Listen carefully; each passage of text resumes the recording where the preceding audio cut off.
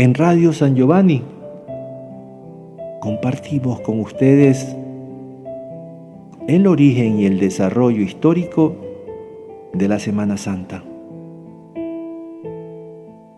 El nacimiento de la Semana Santa. La Semana Santa actual comienza el Domingo de Ramos y concluye con la celebración de la Vigilia Pascual. Hoy, las celebraciones se realizan a la misma hora en que tuvieron lugar los hechos a los que se refieren. La tarde y noche del Jueves Santo, a primeras horas de la tarde del Viernes Santo, al amanecer del domingo la Resurrección.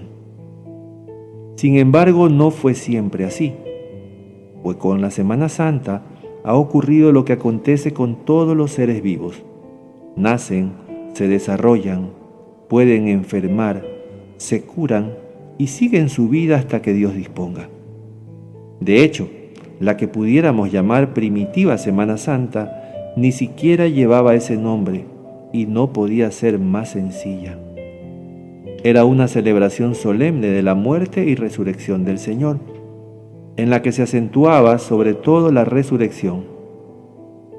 En las iglesias del Asia Menor, siguiendo una costumbre que parece remontarse hasta San Juan Evangelista, tenía lugar el 14 de Nisan, en la misma fecha en que la celebraban los judíos, sea cual fuese el día de la semana.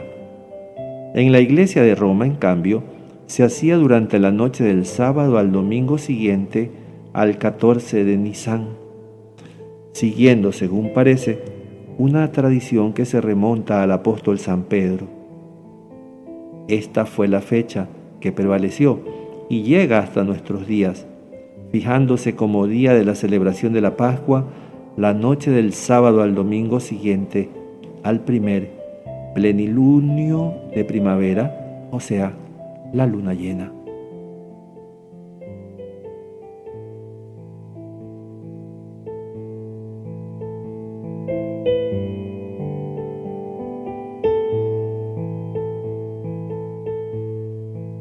Primer desarrollo importante. Esa criatura recién nacida comenzó a desarrollarse. Pronto, al menos a finales del siglo II, incorporó un ayuno previo que comenzaba el viernes por la tarde y se prolongaba hasta la misma celebración pascual. Tenía un carácter no ascético, sino de espera al Señor resucitado. En este momento, la celebración que hoy llamamos Vigilia Pascual duraba toda la noche del sábado al domingo y se empleaba en la lectura de la palabra de Dios y en oraciones. Al canto del gallo se celebraba la Eucaristía. Gracias a ella, el resucitado se hacía realmente presente entre los suyos y éstos podían alegrarse y exultar con la alegría del encuentro. Era un momento sumamente gozoso para toda la comunidad cristiana. Por este motivo, la celebración de la Eucaristía ha sido desde siempre el punto álgido de la Vigilia Pascual, y hoy también lo es.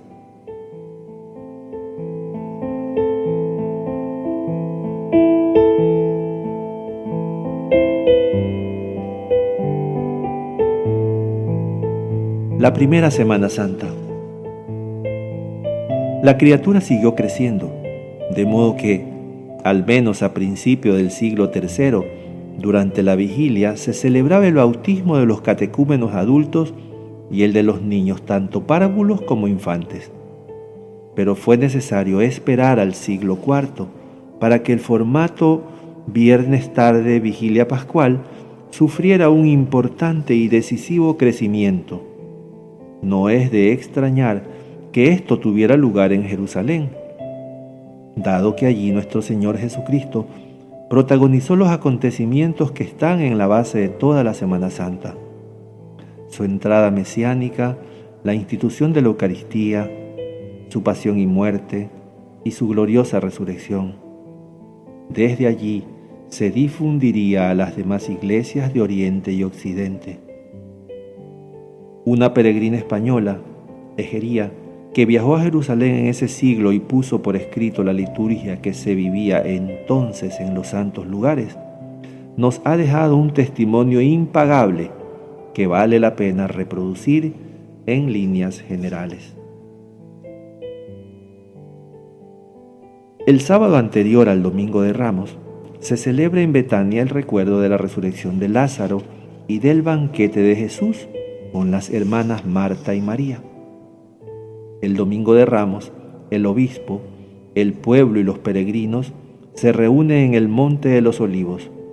Desde allí se va a Betfagé y se baja en procesión hasta la Anástasis o resurrección, imitando lo que hicieron con Jesús el día de su entrada mesiánica en Jerusalén, cantando himnos y antífonas.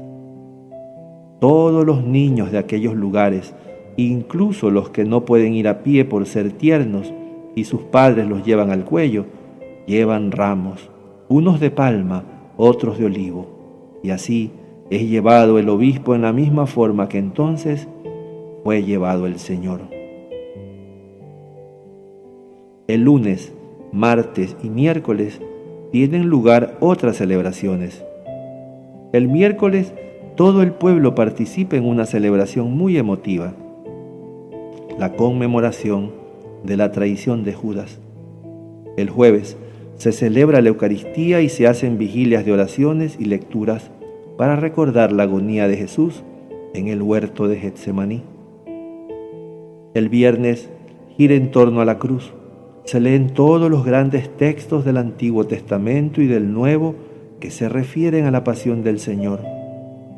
Se adora la Santa Cruz con gran sentimiento interior y exterior.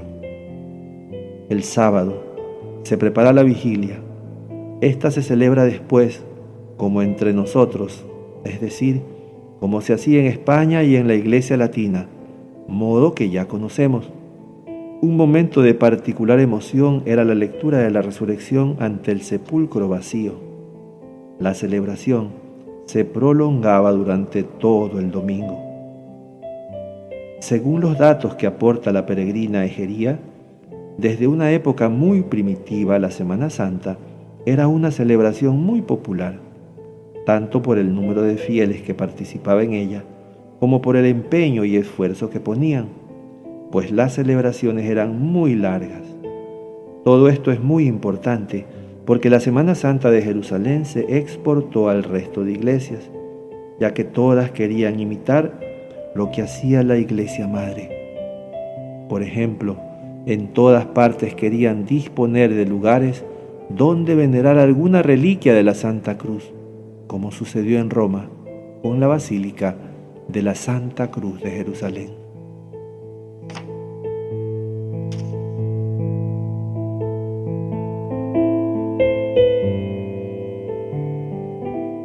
Con el paso del tiempo y debido a diversas causas, se desarrolla la tendencia de convertir la liturgia en generacional y la de Semana Santa en particular en un drama sagrado, y se acentúa la orientación de considerarla más como imitación de los gestos que hizo el Señor que como conmemoración de los hechos realizados por Él. Aquí está el origen de los dramas sagrados de Pascua y de las representaciones y procesiones de la Pasión, que encontraron un gran eco al empatizar con la religiosidad popular anhelante de reproducir los misterios. Quizá no esté de más recordar, por ejemplo, que la procesión de Ramos se hizo con el Santísimo Sacramento o con un libro de los Evangelios, y de este modo se salía de una iglesia situada fuera de la ciudad y al llegar a la puerta de las murallas se entablaba un diálogo con una cierta imitación de la liturgia de Jerusalén. Asimismo, la reserva del Santísimo Sacramento del Jueves Santo se convirtió en una especie de adoración y de vela ante el monumento, de modo que el lugar donde se colocaba la Eucaristía tomó la forma de sepulcro para convertirse en símbolo del sepulcro de Cristo. El mismo lavatorio de los pies, que según el testimonio de San Agustín era un gesto de caridad, entró en la celebración con gran éxito en los siglos posteriores.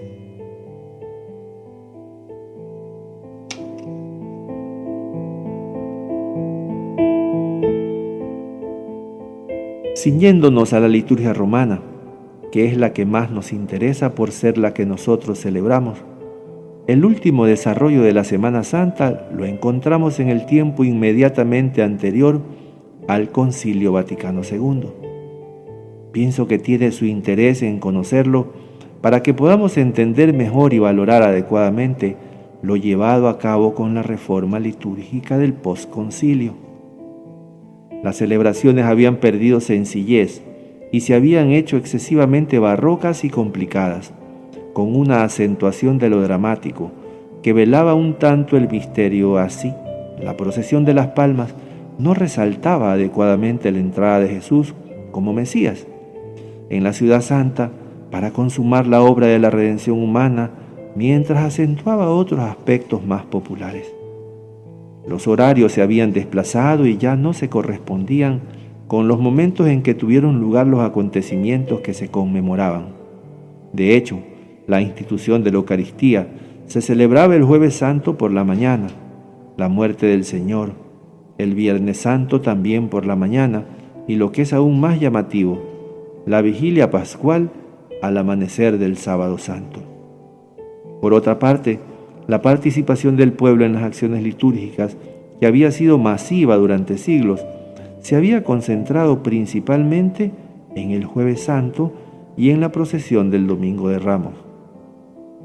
El pueblo, en cambio, se volcaba en las celebraciones no litúrgicas, aunque sí piadosas, como las procesiones y Vía Crucis. El Papa Pío XII había realizado ya algunas reformas importantes. Primero, en 1951, la reforma de la Vigilia Pascual, restituyéndola a la noche del sábado al domingo. Lo hizo de modo experimental, pero como la experiencia fue que el pueblo asistió en masa a la celebración y fueron incontables las confesiones y comuniones, la hizo definitiva y además la extendió a toda la Semana Santa. Así fue preparando la reforma que la Iglesia ha llevado a cabo después del Concilio Vaticano II.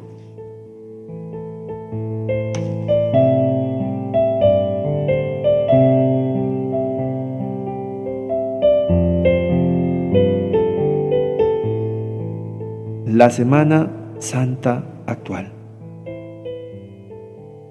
Siguiendo un esquema funcional, podríamos distinguir en la Semana Santa actual los siguientes bloques.